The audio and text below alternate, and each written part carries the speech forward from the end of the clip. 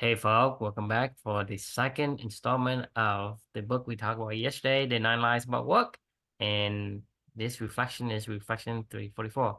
This is the Year of Magical Learning podcast. Yeah, let's do it. All right. So 9 lies about work. It's exactly what it says. It's going through 9 things that most people talk about, like that you hear all the time at work, like, being well-rounded is better. One that I loved the most was about potential. It's like, who the fuck, as a people leader, who the fuck am I to tell you if you have potential to do something? To even think that everybody has the potential to do anything. It's really, are you motivated? It's really, or do you have momentum in it? Is it really something that you love? Is it a red thread, right? Like that's what it really The thing is that a lot of you times know people don't understand everything is a two-way street because, you don't have potential. Say, you don't what give me anything of I, value for me yeah, to even wants to put I any don't want to effort. be good at this. Why is it on me? It's not. I mean, it's not at all. That's what I'm trying to say. It's I like mean, to ask to ask your work, your project is boring as hell. right. How the heck am I going to be motivated and show you potential, right? You're not. So You're don't not. don't put it on me. Like I your company sucks. agreed. Sucks. Have you ever thought of it? So the way that Marcus Buckingham talks about this is he says, like, it's not about potential, it's about momentum. You see somebody gaining momentum. And when you gain momentum, it's when you have red threads, right? And you just like, oh, I want to get better at this. I saw this. I want to get better at this. Oh, I decided to go learn this because I'm trying to get better at this. And you Mhm. do these things.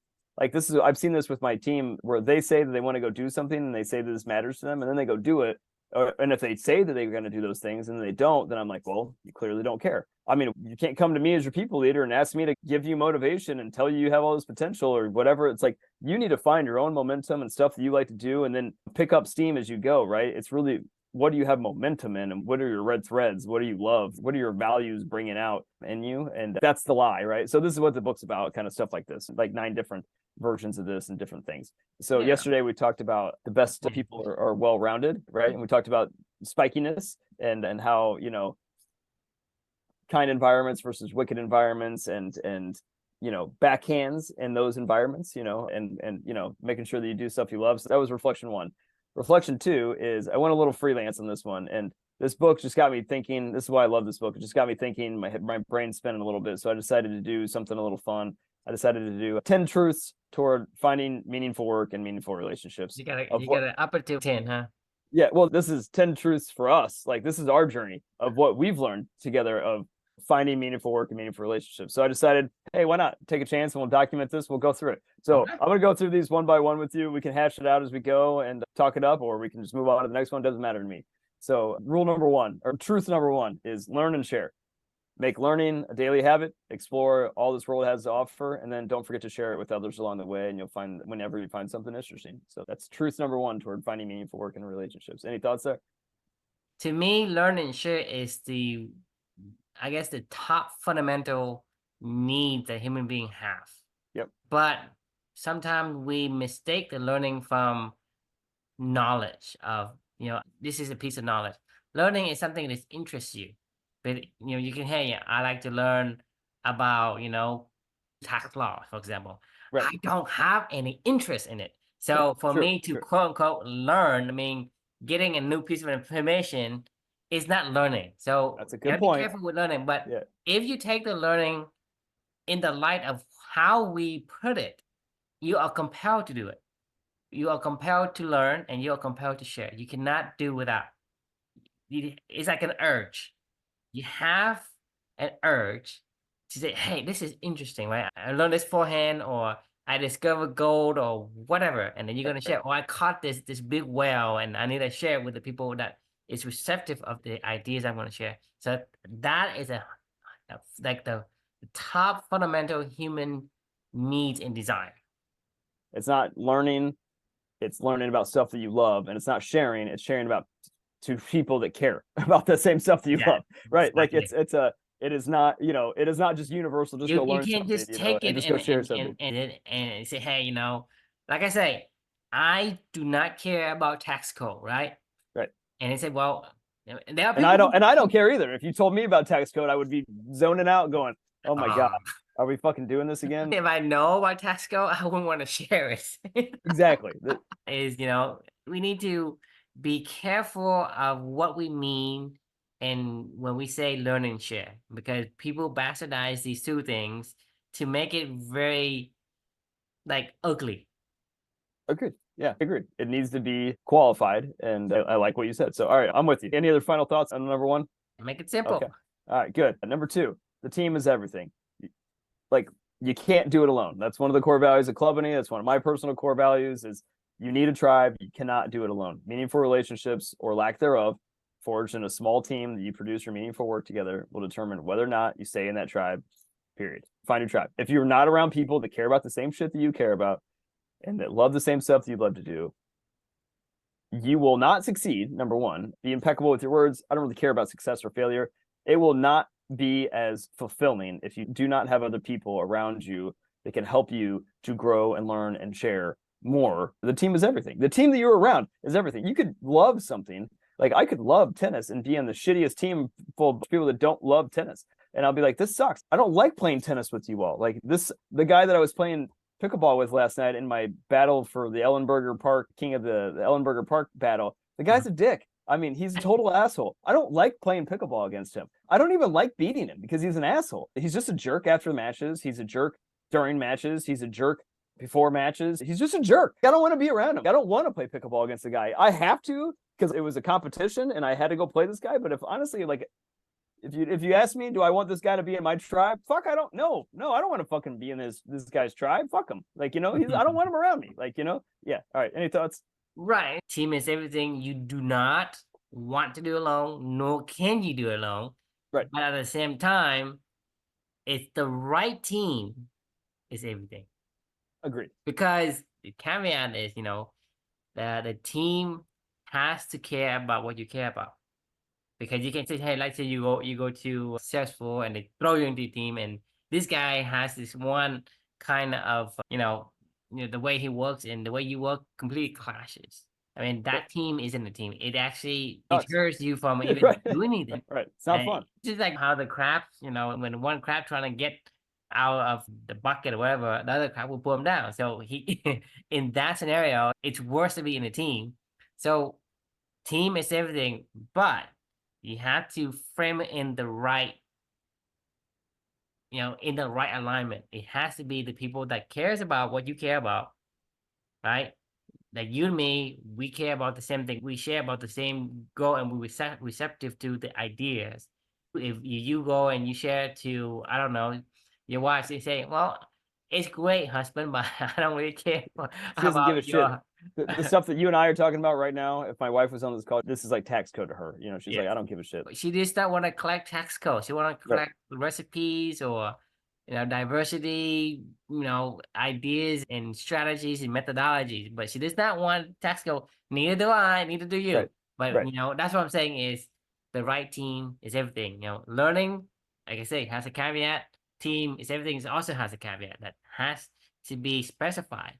You don't specify it being bastardized, saying, oh, you telling the team everything. My team, he blah blah do this. Yeah. Well, yeah. I mean, it's worse. It's worse than just not having a team. All right. Any final thoughts on number two? I like number two. I like them, and I think I like the order as well. Okay. Love it. All right. Number three. Quantity always tops quality. I am not saying that quality does not matter. It does. But this is all about quantity of doing as many of the things that you love. Eventually that turns into quality down the road, right? If you're doing stuff that you love and you're doing it every single day and you're doing it with people you love, it's about doing that more than doing it great the one time. It's about doing it as many times as you can, and eventually that turns into quality. But really, it's about quantity. It's about us producing 344 episodes of this stuff. Like, are they all great? No, but both love to do this stuff. We're a part of the same team. We like to learn and share about the same topics. We get better and better over time. And the more that we do this, the more that it adds up, and then it becomes something great versus like we could have spent 9 years trying to figure out, let's do just one great episode, or something like that. Like, what's the format going to be? And then we do it one time and it just wasn't great. It's not about quality. It's about quantity that leads to quality. So, all right. I'd love to hear your thoughts. Well, I think I kind of agree, but it's quantity and quality. And I think quality doesn't matter. That's what I said. I think you want both. You want both, but you cannot get quality without quantity. Exactly. You cannot get quality until you have enough practice.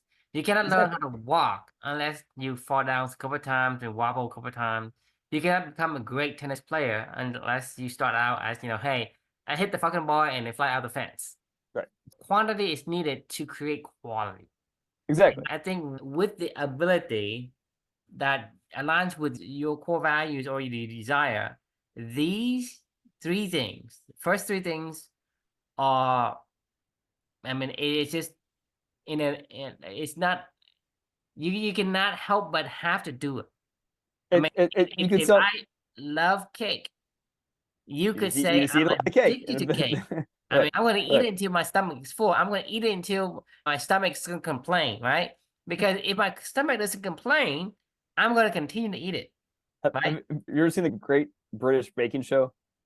Every time that I watch that show, my wife loves that show, and every single time that we watch that show together, and I watch Paul Hollywood and who's the lady, Prue and Paul Hollywood, the two judges. Mm-hmm. Every time they get presented all the food that they have to, if each challenge they have to go eat, Mm-hmm. I'm like, how in the fuck do they do that? I'm like, I would be puking in the corner over there. I'm like, if I had to eat another goddamn fucking sweet gooey ass thing, drinking 9 or 10 bottles of wine in a row, and I'm like, eventually I'm just drunk, I'm just like, oh my god, it's just a bunch of sugar and fucking shit. This tastes pretty damn good. I like it. Yeah. I'm like, how in the world do you possibly love sweets so much and baking so much that you could eat all of that? I would just be puking. I would literally be puking in the corner. I would be like, I can't do this anymore, guys. I'm like, I can't eat.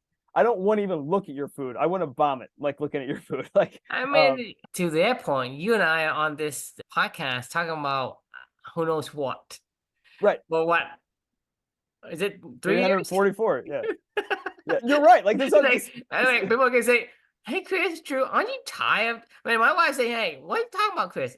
And with Chris, every day, every night, he say, "Well, I thought you said an hour. It's more than an hour." I say, "What are you talking about?" That's true. I just say, "Just stop." It's like, Yeah. what do you mean stop? It's like, this is to their point. It's like to your point. They're eating the cake. Yeah, they're You like, and I okay, eating, all right. this Yomo cake. Right, exactly. Yeah, that's exactly what it is. The point of the matter is quantity.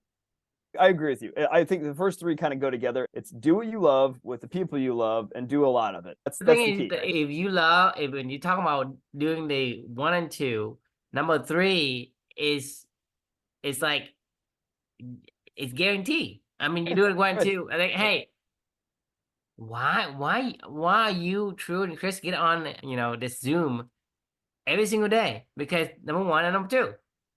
Right? That turns to number 3. Number 3 is just a byproduct of number 1 and 2. And that's a quantity with 344, right? And we get to the point where we say, well, are we going to run out? What are we going to talk about? Right. What books are we going to read? That's a different problem. So number 1 and number 2 guarantees number 3, because number 3 is a quantity, right? The quantity guarantees quality. Yep. Because when you do something you love, you always want to learn the next level. You understand whatever that you talk about to the next level. That's what the quality comes from. Because if you learn something you don't care about, like Taxco, you can put me in trainings every day for Taxco. It never hits into the head and never improve, never upgrade, never grow out of it. So that's why number 1 and 2 is super important. And number 3, the quantity to the quality to world class is a guarantee. Agreed. Yeah. You and I are probably PhD level psychologists at this point in time. Meaningful relationships and meaningful work. We're probably world renowned experts at this point in time on these topics that people don't even know. Like, and you're like, well, how did you get there? And I'm like, I couldn't even tell you. We just enjoyed doing this stuff and we just kept doing it. To get a PhD, what you gotta do? Oh, I read like 10 books. I read some books, yeah. And I defend a theory. Okay, you got a PhD. How many books did you read, Chris? How many books? How many episodes are we talking about?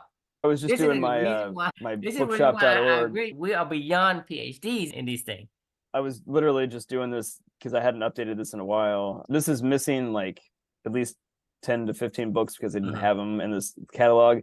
And then obviously we reread a lot of books as well. And then we also do like multiple reflections, 5-part reflections. And you're talking about It's a lot of books, man. I mean, even if you and I were to go into the depth of one book, let's say we're talking about thinking fast and slow and pair it up with, a happiness hypothesis, and we are Jonathan Haidt, kind of like peer. It's like we have studied so many of these that we have so many reference points.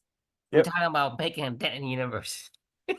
It's wild. I mean, look at all these books. I mean, I sometimes forget how it's hard to even fathom, like going when 10 years ago, reading two of these books in a year would have been like, whoa, man, I read Talking to Strangers and Blink last year. Like that was a lot, like this Like is, you read yeah, twice in a week. I mean, it's just an insane amount of books on these topics that we care about, right? So you and I obviously talk about them. So not yeah. only you read the book, you write reflection on it, and we And would then we talk discuss about it, it, and then we right? applied it to life, like, with different things that we've been testing out and, in the real world.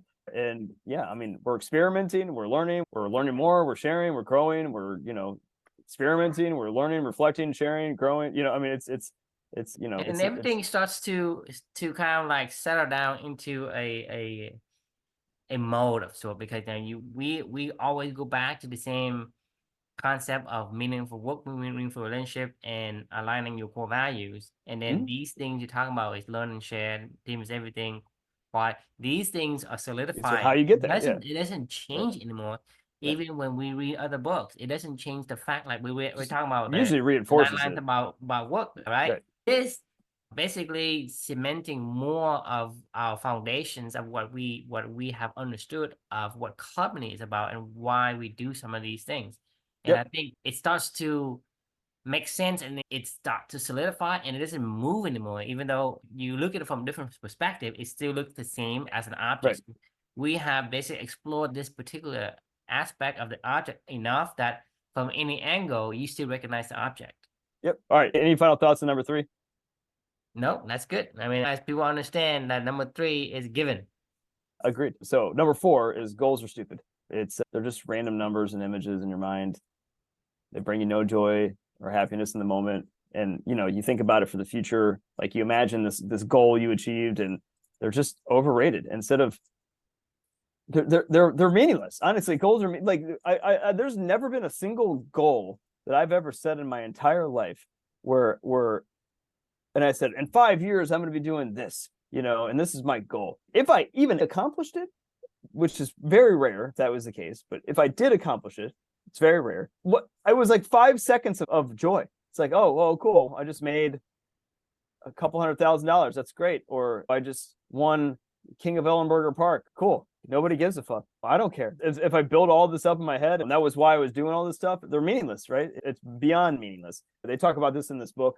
They say instead of cascading goals down to the team, which is something that like a lot of people do, you should cascade meaning and purpose, right? So meaning and purpose are self-generating and providing daily happiness, right? Like this is what we talk about all the time: is follow your values, right?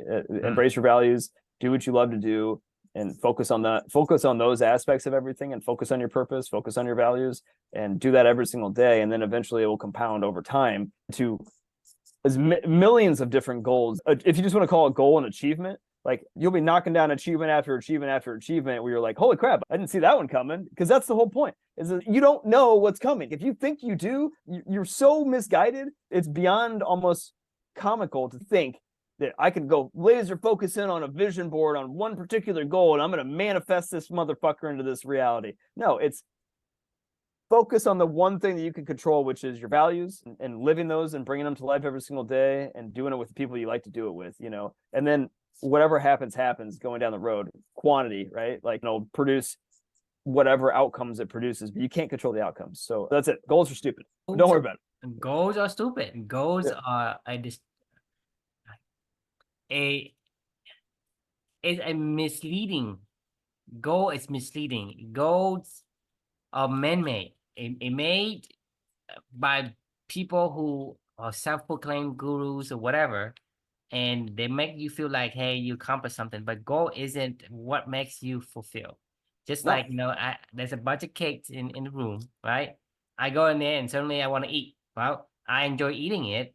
I don't enjoy, hey, I want to see if I can eat like 100 cakes or 1,000 cakes. I mean, making that goal I mean, what's the joy? What's the feeling?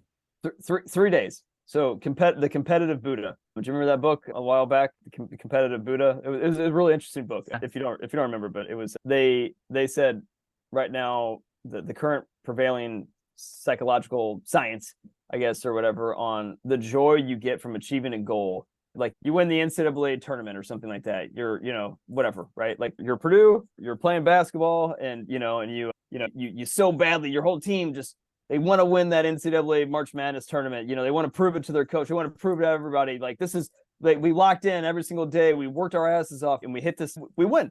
Eventually, the final buzzer sounds, and we win. Do you know how long that feeling lasts? Like 2 seconds.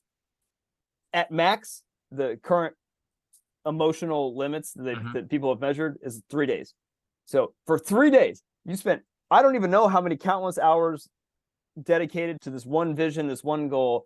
You get 3 days max of joy and happiness. And then flip side of that, it's the same thing, even when it's a bad outcome, right? Like, Purdue lost to Fairleigh Dickinson, number 16 seed. Like, how long did that last? 3 days. Like, eventually you're like, okay. Like, we lost. I mean, eventually people are going to realize that it's not important. Just like I told you, if I'm addicted to cake, right? I just want to eat the cake. Right. The act of eating cake is what I want. It's not like act of eating like 10 cakes or 20 cakes, right? Right. If I accomplish 20 cakes, I don't really care. But that's the thing is if you quantify a goal, say I win the Olympic or whatever, it's been made. So whenever your brain starts to realize that this is fake, I mean, it's just like, hey, it's like me I saw a cake, right? And I eat a cake. And then I realize that it's not cake, it's foam, or it's just air. That's what your brain does, is whenever you accomplish a goal, there's no chemical dopamine that comes out and says, hey, here you are. It's nothing substantial to substantiate. And so once your brain realizes it's just a bunch of hot air, then you're going to start to become depressed. Horrible. And It's so horrible. depending on how long your brain is full, right? Yep. And that's when you can be happy. And a lot of time when you have a group of people, I think like if you are an individual, your goals, when you hit the goals, it's gonna go quicker than a group. Because when let's say you're a track star or Olympian or whatever, and it's an individual event, that event probably lasts you, I don't know. For me, it's probably a couple of seconds. Like, okay, I won, and now what? I just won something last night. Like, ask me how long the feeling of winning that match lasted. I would say a couple of seconds, but I was like, it, nobody cares about this. Like, I was like, I mean, you start to realize that, yeah, you start I to wanted to realize win. that there's no oomph in that, right? It's like, I mean, I actually went home. I got home right after that match last night, and I told my wife, who was pregnant right now, she was getting ready to put my son to bed, and she was not feeling great. She's in her first trimester and just not feeling great. And I walked into the house and I started to tell her about this match because it was actually a great match. I actually got smoked in the first game. I didn't even score a point. I lost 11-0 in the first game. And then the second game, I was down 6-10, which you played 11. I came back and I won the second game. And then the third and fourth game, I just blew him out because I think I just broke his will after I came back and beat him. So I wanted to tell my wife like the story, and she was like, I don't give a fuck. She literally was like, I don't care.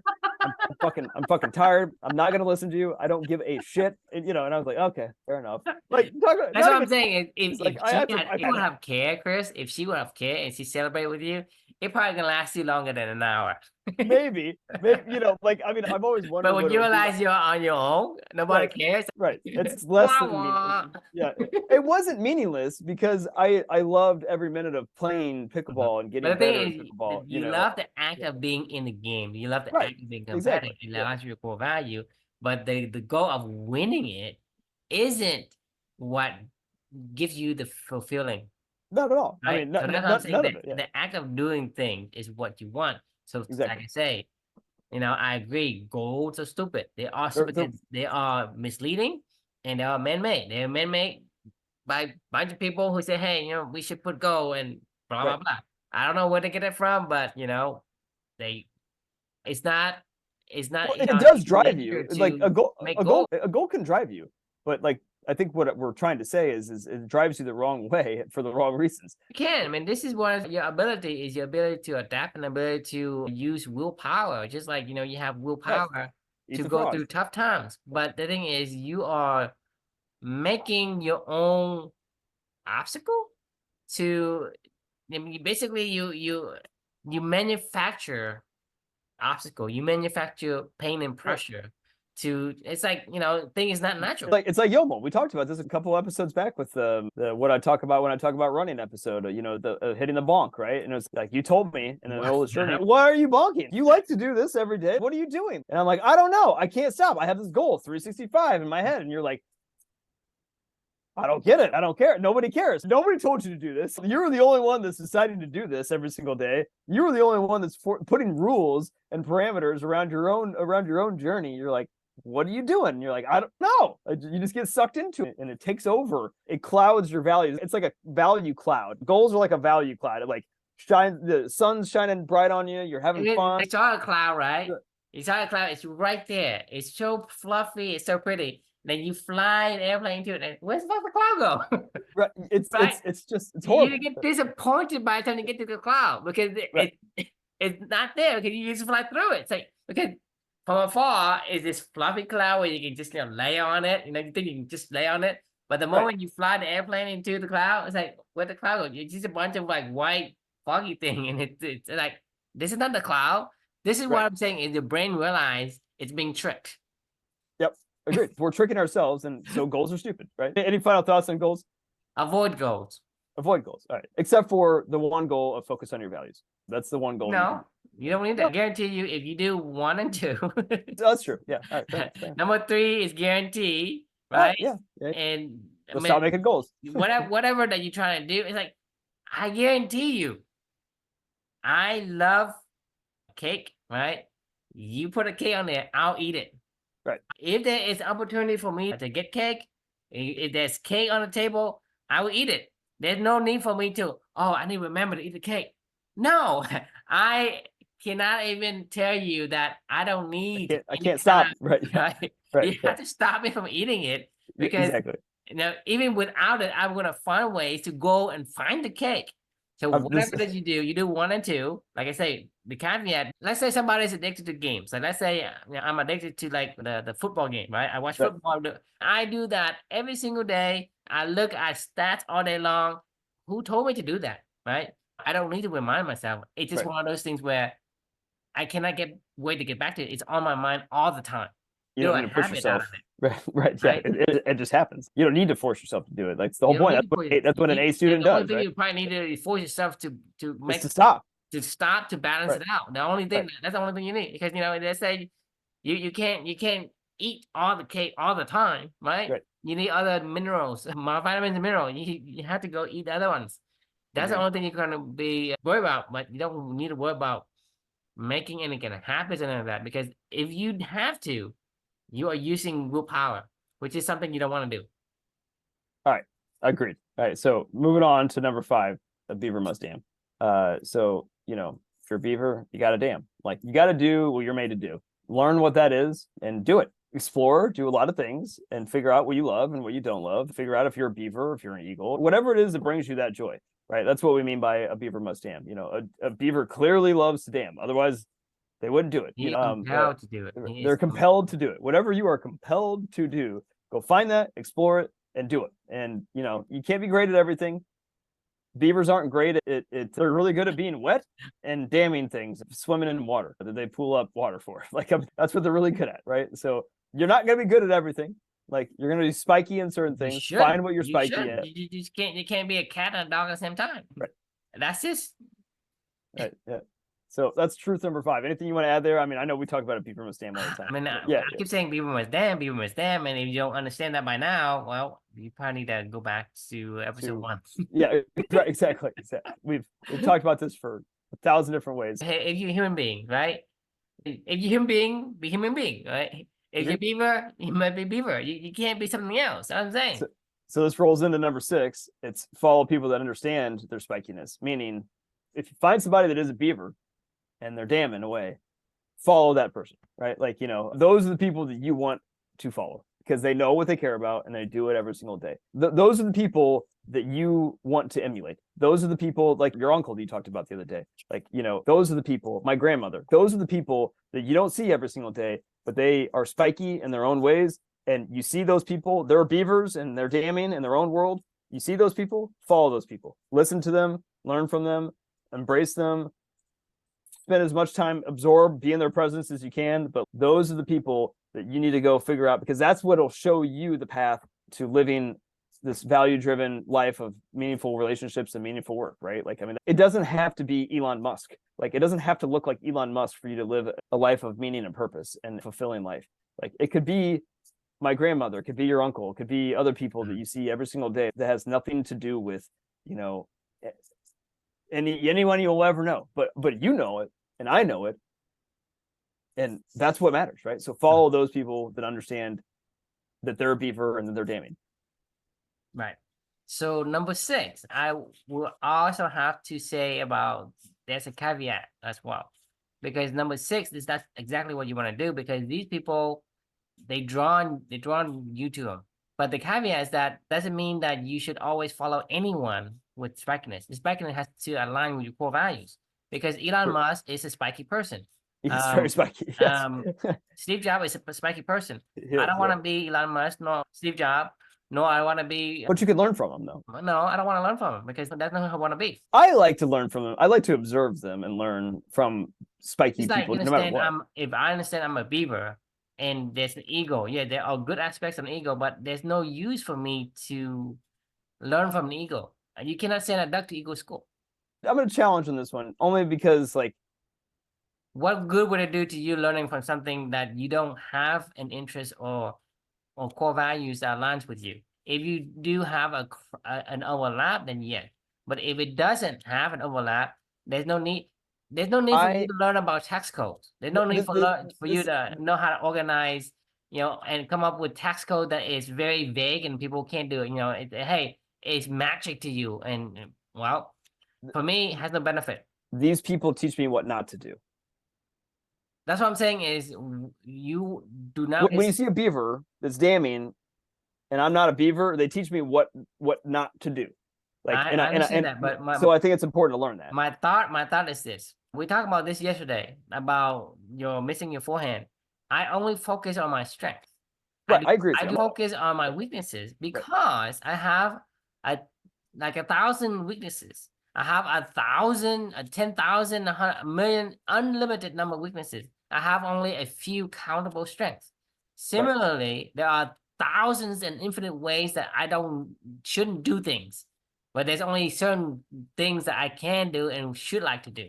So that's why if you say, hey, I'm going to learn about how not to do things, well, there's just so many for you to learn.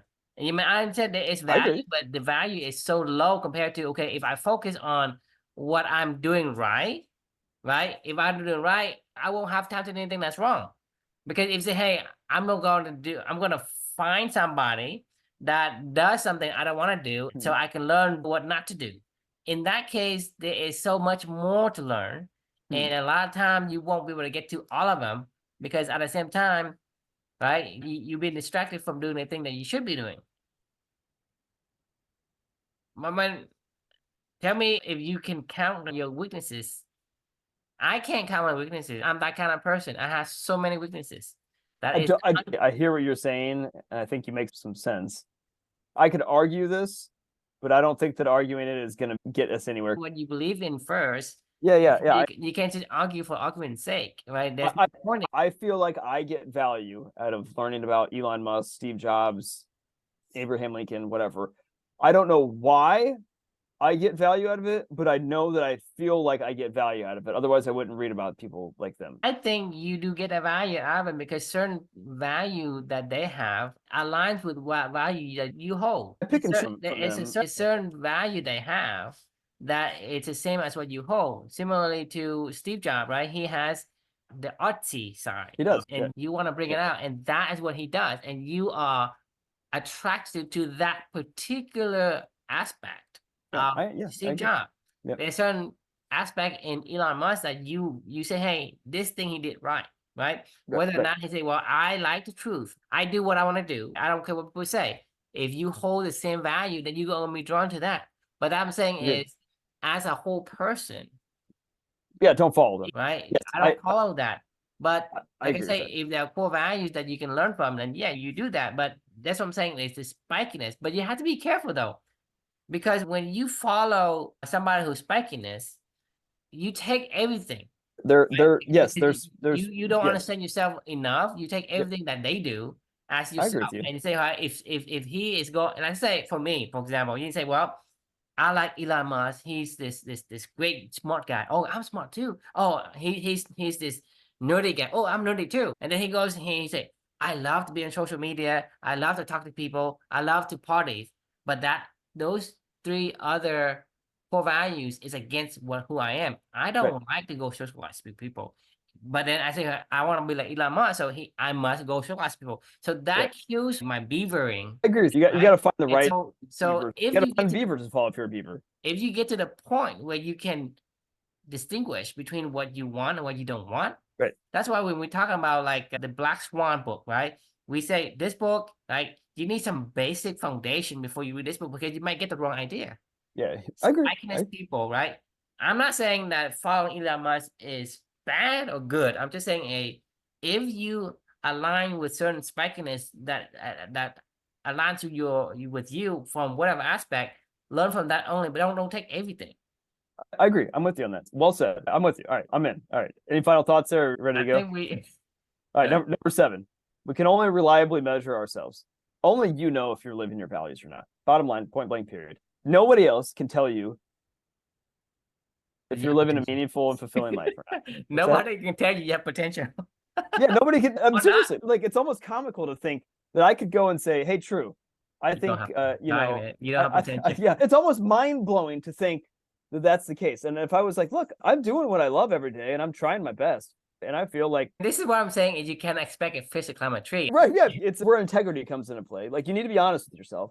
You need to say, am I living the life that I say that I want to live? Am I embracing values that I say that matter to me? If I'm not, then you need to tell yourself that. If you're doing stuff every single day that isn't aligning to that and you're trying to convince yourself you are, then you need to go dig deep and have that reflective time with yourself every single Yeah, day. you need to be at least be open-minded to yourself. I mean, Right. But some nobody else can people, tell you that. some No, people, some nobody else can people tell you. like they even trying to lie to themselves, which I find it difficult. But that's how they do it. Right. They refuse. Like a lot of people are in denial, right? In denial Yes. Yeah. for whatever whatever the situations or topic or whatever, they deny they deny to themselves. They say, hey, just like people say, hey, I'm smoking. Yeah, it won't kill me, right? That's denial. That's lying to yourself. But you You refuse to know it. acknowledge. Yes. That's only you can determine that. Nobody else can go and tell you anything. I don't care if it's Barack Obama or the Dalai Lama or Jesus Christ himself is telling you what you should and shouldn't do and how you're living your life. They don't know because they're not you. They don't know how you feel inside. Only you do. So That is you the are the truth. only reliable measure of yourself. That is it. That is the What? truth. You Yeah. are the only one that can walk your path. You are the only one that can live your life. You're the only one that will feel the pain. Right. Your Or parents, even if they love you, they want to take the pain away from you, they can't. So right. only you No one can walk else. the path, and only you can live your life. And so that's it. I mean, That any can other be thoughts there? that can. I mean, you're talking about the truth, right? That can be. What can be more truthful than that? Any final thoughts on this one? Yeah, like I say, only you can live your own life. No one can live your life for you. Agreed. And only you can determine if you're living the life that you say you want to live, right? Like, and the way that you want to live it. Like, it's only up to you. Number 8. If it doesn't bring you energy, stop. That's it. Point blank, period. Exactly what we're saying is there are infinite, uncountable numbers of weaknesses and things that drains you. If it's not aligned to your strength, it will not bring you energy. So Right. And you I can't do it mean, long term either. as for me, I have a very few strengths, right? Most of you have much more, which is good, but at the same time, it is going to be parallel comparisons to the number of weaknesses you have. So Right. don't care about the weaknesses, right?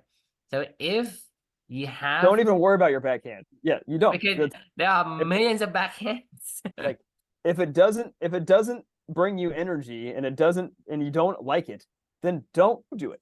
Find somebody else that likes to do that and that gets the energy from that, or just don't do it in general and just keep going on. Like, nobody's going to get mad at you if you don't like to send emails out to people and you're running a business and you're like, well, I got to send emails, but I hate it. And you're like, well, don't.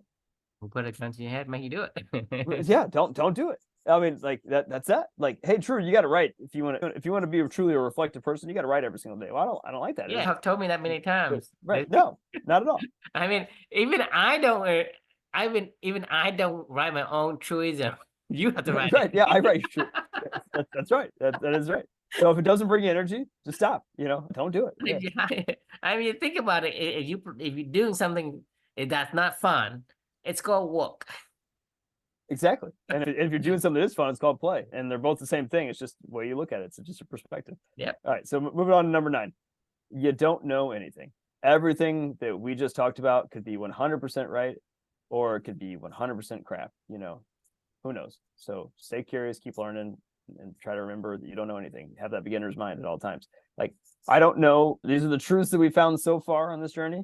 They will change. They will mold. They will adapt over time. They will be added to. They will be revised. We've already revised them in this conversation, just you and I talking about it. Like, so like, we don't know anything and we're on a quest to learn. Like, that's the fun of it. And just always remember you don't know anything. Yeah, I mean, we can only know what we know up to this point. But that is nothing in terms of the universal, the long run, what new information can change or modify whatever it is that we assume to be true. So the only thing we can do, these are the data points that we have so far, and this is what we can use to make decisions. And this is the best we can do with what we have today, and it'll change tomorrow because you keep doing number 1, number 2, number 3. As you keep doing this stuff, this list will change and evolve. Like, we don't know anything, and that's fine. It's more than okay, but it's great. I don't want to know anything. If this is all just, well, this is life right here, I'm gonna go pack it in. You found your goal. Right. You found your goal and say, oh shit, I don't know what to do now. Exactly. All right. Any final thoughts on 9? No, I don't know anything. All right, good. And then number 10, the final one, the 10th truth about meaningful work and meaningful relationships is endure. If you haven't found your path, your people, or your purpose, don't stop searching. If you have found your path, your people, your purpose, don't quit until this world decides to take you out, and take you out of this chance at life. I mean, it's just keep fighting. Like, figure it out, keep fighting to figure it out, or keep fighting to stay in the game, and that's it. Yeah. I mean, that's the only way to have meaningful work and meaningful relationships in life is keep going. We're on 344. I can't tell you how many nights. I mean, if I think back to the 4 years, like, I can't tell you how many nights. I don't know. Maybe you're different. Maybe you're not. But like, it's I would say at least 15% of the time of the 300 of this isn't even all the times we've met either. So I mean, let's say 600 or something like that times that we've met in the past 4 years. At least 15% of the time, I'm like, God, I'm so tired. I'm feeling sick. I just got back playing tennis, chasing a kid around, just putting him to bed, exhausted, whatever. I'm like, I just want to watch basketball or whatever and just zone out and cruise into bed, for the night. And then I'm like, no, let's get up, go do this. And I'm always feel better after we do this. But I can't tell you how many times 10 minutes before it happened tonight. I was watching Purdue play. Luca was getting put to bed. And I looked at my phone. I was like, fuck, it's 8:30. Literally, it's 8:30. And I was like, fuck, it's 8:30. And I was like, I got, God damn it. And I was like, get up. Like, and I gotta pulled myself out of the chair, came up here, and not that I didn't want to meet you, but it's like at the same time, like I was already settled in, like, but the point is endure for the stuff you like and you care about, and you keep pushing forward, and great things happen when you do that. And I always get energy after, falling number 8, right? I always get energy after this, and then I finally go crash. Like, and actually, I don't know what I would do without this in my evenings at this point in time, because it keeps me from eating. It keeps me from scrolling on social media, watching the next stupid show. I mean, it keeps, and not only that, it's productive. I have fun. I love it. It's learning, and we have a good time. Right? Yeah, exactly. Right. Yeah. So to me, number 10 is also one of those things where if you have things that is aligning to you, enduring is also something that is given. Because when you love something so much, you will endure anything that comes as an obstacle. Like if you love playing tennis and your shoulder hurts, I told you to quit. Hell no, Yep. I ain't quitting. Right? I'll just figure out. I'll do more stretches. If I can't eat cake, right? And I'm allergic to sugar, right? Well, I'm not gonna stop myself eating cake. I'm going to find the alternative sugar. I'm gonna do without sugar. Once you have found your core values and thing that's aligned with you, it's a given. I mean, because the value of doing the things that makes you fulfill is so much higher than the thing you had to overcome and go through the obstacle to. I mean, basically the balance and the value is so much there that whatever comes into isn't even registered on a scale, you know. So enduring to me is something that is also automatic if you have number one and two aligned. Number one and two is super Yep. important, and also number eight. Well, I think number eight's given too, because if you do number one, number two, it's given. There's a lot of redundancy Number in a lot eight of is this given stuff, too. but it's it all flows together in my opinion. I mean, obviously I was writing this as a kind of a joke, but yeah, this is the 10 truths. This is the 10 truths to finding meaningful work and meaningful relationships. So I don't know, what do you think? I mean, I know we're way past time already, but I don't know. I thought this was a fun one. I agree. I think most of them are really, really truth, because I mean, I don't think there's anything you can say that it's gonna make me change my mind, because like I said, if you are a human being, you need to be in discovery mode. You have to learn something which interests you, not just learn for the sake of the learn.